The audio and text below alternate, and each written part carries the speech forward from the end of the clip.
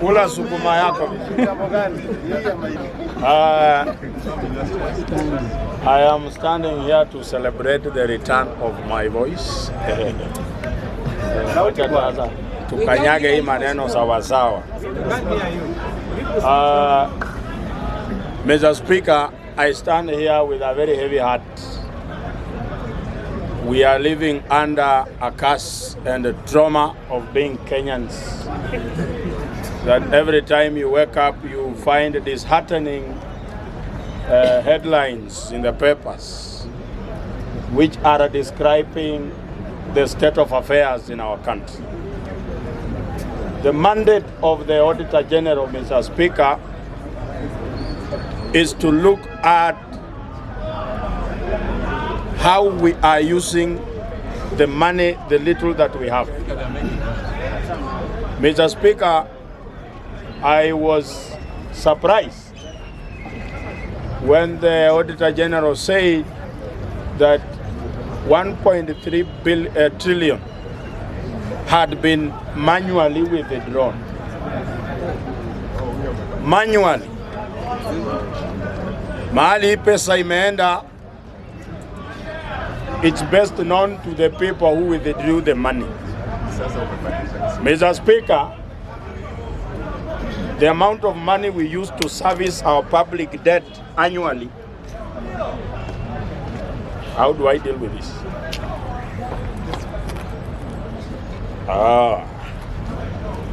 The amount of money we use to service our public debt annually is 1.3 trillion. Our internal revenue collection is 2.2 trillion. Our estimated budget for this year will be 4.2 trillion. The person who withdrew the money is going to use the money that we should have used to service the public debt. But as we speak today, that money is in the pockets of people that we do not know who. Another disheartening news, Mr. Speaker, is that the government is not in control of Chief Shah. It does not even own Shisha. We have used 104 billion to come up with a system that should be taking care of the medical services of the Kenyan people. We used taxpayers' money to inject into a program that is being run by phantom fictitious characters who are not known even by the government itself. The difference we are having with the SHA from NHIF ni kwamba wakati wa NHIF ulikuwa ukilipa inakuletea umelipa kwa NHIF. Ukienda kutafuta huduma ya tiba inakuletea umepewa hiyo huduma na NHIF. Saa hii ukilipa inakwambia umelipa kwa SHIF. Wakati unaenda hospitali receipt inasoma SHA. That is why this system is behaving like a betting farm, where ukiweka pesa the system is always up and running, but ukienda kutafuta services all of a sudden the system does not work because there is an individual somewhere using taxpayers' money. SHIF is a personal insurance company. Somebody is amassing a war chest in preparation for campaigns using our tears, sweat, and blood. And if that alone does not make you reconsider, rethink the future of this country, then I wonder what will. Some of us are saying this government is running wrongly, not because we are jealous of the ones running. It's because they have proved beyond reasonable doubt they are utterly incompetent and unable to run this government.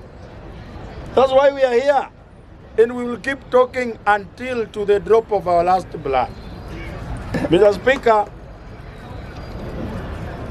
we have a leader who is not paying attention to the real issues that are affecting the Kenyan people. Tuko na kiongozi ambaye anatembea akikiramu majina ya vijiji na barabara ziko ushago. Juzi alikuwa kule Kilifi akisema barabara itoke hapa Jomvu ikuje hapa Mariakani iende mpaka Kibanda Hasara iteremuke mpaka Weybridge ipite Kokotoni. Mr. Speaker, we are not going to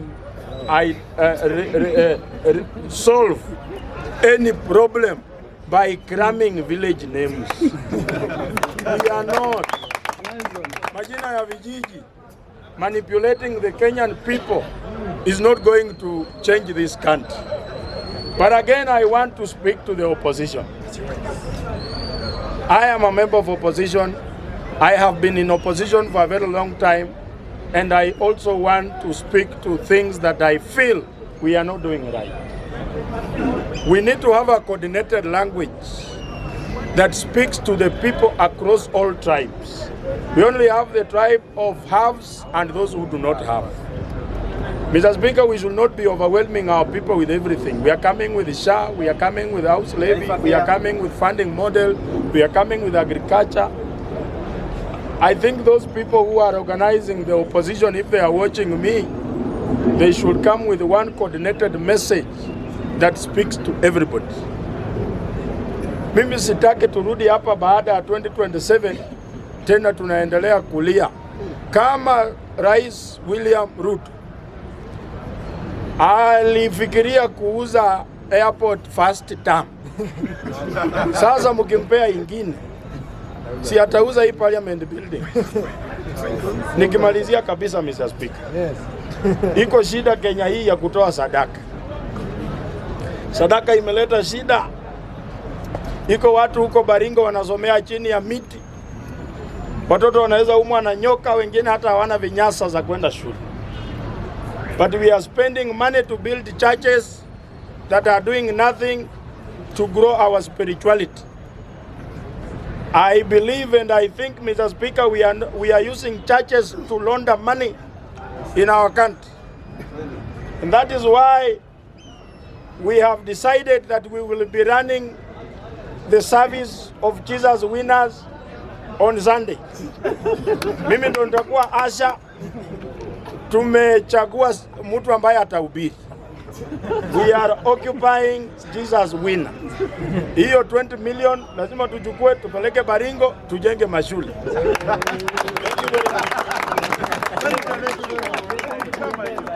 Haya, tunaendelea mzuri.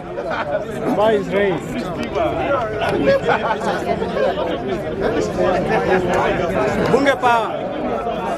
Sai. In our constitution, we have no state religion. But I'm wondering why the president goes to a church to give 20 million as a tithe. And we don't have state religion. We don't have any state religion. He's a president. Muslim amepeleka pesa ngapi kwa msikiti? No money. Amepelekea pesa ngapi kwa Wahindi? President should be bad. It's a symbol of national unity. He cannot be went to one church to give out money while other churches ama other religions. Religion ni mingi. Kama mimi religion yangu ni Tauzi. You will never understand that. I know you are a language. You will never understand that. But that is my religion. And mimi naendanga kanisa yangu Tuesday. So Ruto hajai kuja kwa church yangu anipe pesa. So what do I mean to say? What I want to say is this. Hii mambo ya kupeana pesa kanisa, but we are in 21st century for crying out loud.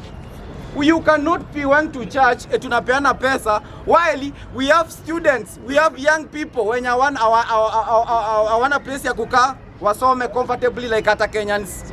Wao watoto wao young people wanawapeleka huko majuu waende kusoma. Sisi watoto wetu, we know the education is the only equalizer we have.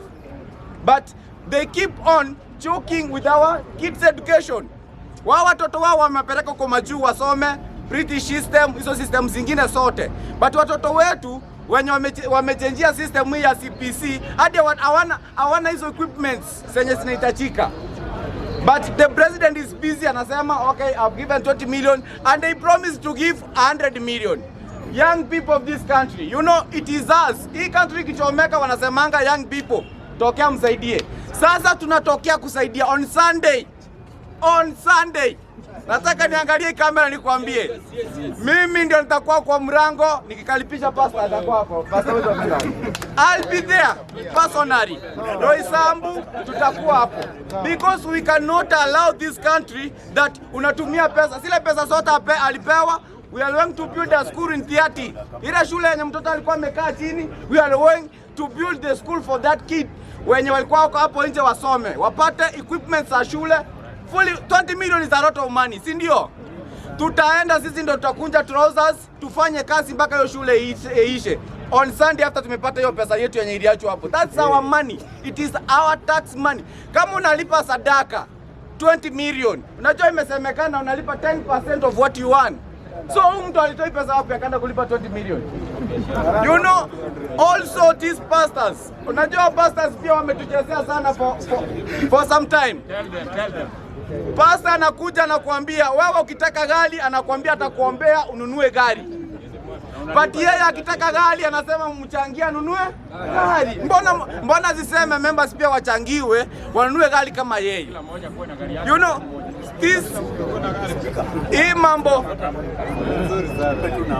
mambo ya kupepewa ubongo at this century inafaa kuisha. Pastors should also give back to the society. Actually, every church that is within your community, if it does not give back to the society, wafunge hizo viosik watoke.